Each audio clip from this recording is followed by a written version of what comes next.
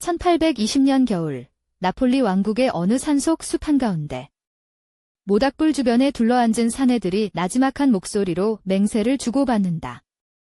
그들은 서로를 선량한 사촌이라 불렀고 바깥 세상에서는 그저 평범한 숫장이로 통했다. 그 암흑 속 맹세가 지나간 자리에서 유럽의 역사는 조용히 뒤틀리기 시작했다. 1815년 나폴레옹 전쟁이 막을 내리고 유럽의 강대국들은 빈 회의의 테이블에 모여 대륙의 지도를 다시 그렸다. 자유와 평등을 외치던 혁명의 열기는 왕정복고의 물결 아래 잠겨들었고 이탈리아 반도는 오스트리아 합스부르크 왕가와 부르봉 왕가의 지배 아래 다시 분열된 채 남겨졌다. 혁명을 꿈꾸던 이들에게 이 새 질서는 받아들일 수 없는 족쇄였다. 바로 그 억압의 시대, 이탈리아 남부 칼라브리아 지방의 산악지대에서 정체를 알 수 없는 조직 하나가 수면 위로 모습을 드러냈다. 카르보나리 기탈리아어로 숯을 굽는 자들이라는 뜻이다. 이들이 실제 숫장이 공동체를 기반으로 성장한 것인지 아니면 처음부터 위장을 위해 그 이름을 빌린 것인지조차 오늘날 명확히 밝혀져 있지 않다. 카르보나리의 조직 단위는 벤디터라 불리는 소규모 지역세포 조직이었다. 각 벤디타는 독립적으로 운영되었으며 구성원들은 입단 의식을 거쳐 비밀 암호와 특별한 악수법, 상징물을 부여받은 것으로 알려져 있다. 상부 조직의 전체 지도와 지휘 계통은 단 한 명의 단원도 완전히 파악할 수 없도록 설계되었다는 설이 있는데 이 구조 자체가 조직을 외부에서 해체하기 거의 불가능하게 만들었다. 이들의 의식과 상징 체계는 당시의 기록에 따르면 프리메이슨의 그것과 놀랍도록 닮아 있었다. 나무 조각, 숯, 물 같은 소박한 도구들이 의식에 사용되었고 착한 사촌, 부온 코지노, 과 나쁜 사촌, 캐트티보 코지노 이라는 은어로 동료와 적을 구분했다고 전해진다. 이 상징 언어 체계는 탄압받는 조직이 일상 속에 숨어 소통하기 위한 정교한 방어막이었다. 1810년대 후반, 이 비밀 결사는 나폴리 왕국을 넘어 이탈리아 반도 전체로 빠르게 번져나갔다. 귀족과 성직자, 전직 군인, 상인과 지식인들이 신분을 가리지 않고 하나의 불만을 공유했다. 괴세의 지배와 전제 군주제에 대한 분노. 최전성기에 수십만 명에 이르렀다고 추산하는 연구자들도 있지만 비밀 결사의 특성상 정확한 규모는 지금도 확인하기 어렵다. 1820년 7월, 마침내 불꽃이 터졌다. 나폴리의 군인들이 봉기를 일으켰고 이 반란의 중심에는 카르보나리 단원들이 깊이 연루되어 있었던 것으로 추정된다. 나폴리 왕 페르디난도 1세는 압박에 굴복해 헌법을 수용하겠다고 약속했지만 그 약속은 오스트리아 군대가 개입하면서 불과 수개월 만에 무너졌다. 오스트리아 제국의 철권 아래 혁명은 짓밟혔고 카르보나리 단원들은 체포와 처형, 망명이라는 운명을 맞이했다. 당국의 신문 기록에는 일부 구성원의 이름과 의식 절차가 기재되어 있지만 조직 전체의 구조는 끝내 드러나지 않았다. 살아남은 단원들은 흔적을 지우고 프랑스, 영국, 스위스로 조용히 흩어졌다.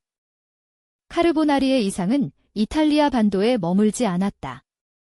프랑스에서는 샤르보네리라는 유사 조직이 등장했고 그리스 독립운동과 스페인 혁명의 물결 속에서도 카르보나리의 영향이 감지되었다는 기록이 남아있다. 심지어 대서양을 건너 브라질과 우루과이에서도 비슷한 방식의 결사 조직들이 출현한 것으로 알려져 있어 네트워크가 어디까지 뻗어 있었는지는 지금도 파악하기 어렵다. 카르보나리의 기원을 둘러싼 첫 번째 유력한 가설은 프리메이슨과의 연관성이다. 두 조직의 의식 구조, 위계 체계, 비밀 암호 방식이 서로 유사하다는 점이 그 근거로 자주 거론된다. 그러나 이 가설은 두 조직이 실제로는 경쟁적 관계였다는 당대 기록과 프리메이슨 문헌 어디에도 카르보나리 창설에 개입했다는 직접적 증거가 없다는 사실 앞에서 한계를 드러낸다. 두 번째 가설은 나폴레옹 군대에서 복무했던 전직 장교들이 조직의 핵심 기반을 마련했다는 것이다. 혁명 프랑스의 이념을 전장에서 직접 체험한 이들이 제국 붕괴 후 귀국해 뿌린 씨앗이 카르보나리가 되었다는 설명이다. 그러나 칼라브리아 지방에서 이미 훨씬 이전부터 존재했다는 토착 비밀 조직의 흔적이 이 가설만으로 전부를 설명하기 어렵게 만든다. 세 번째 시각은 카르보나리가 외부에서 이식된 것이 아니라 칼라브리아 지방의 토착 결사 전통에서 자연 발생적으로 성장했다는 것이다. 중세 이래 유럽의 산악지대에서는 숫장이 조합 같은 폐쇄적 직업 공동체들이 자체적인 규율과 비밀 의식을 오랫동안 유지해왔다. 다만 이 관점은 그렇다면 왜 하필 이 특정한 시기에 정치화된 혁명 조직으로 급격히 변모했는지를 설명해야 한다는 과제를 남긴다. 1831년 카르보나리는 역사의 무대에서 사실상 자취를 감췄다.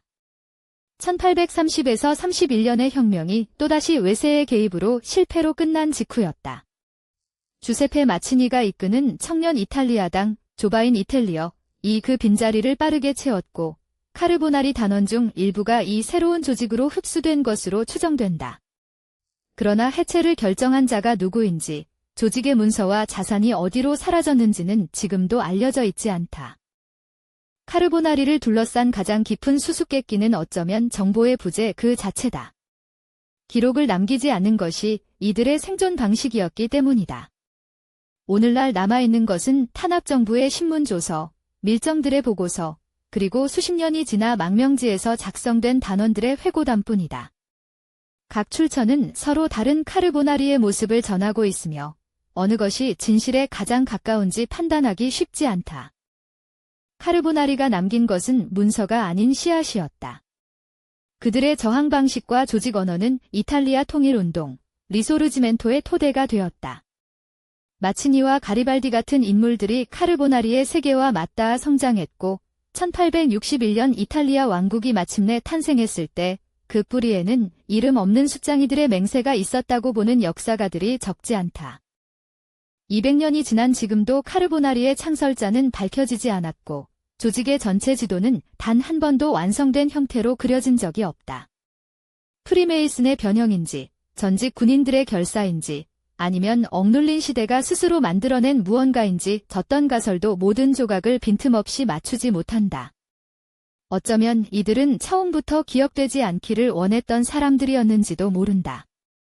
이 이름 없는 숫장이들의 이야기에서 당신은 어떤 가설이 가장 설득력 있다고 느끼는가?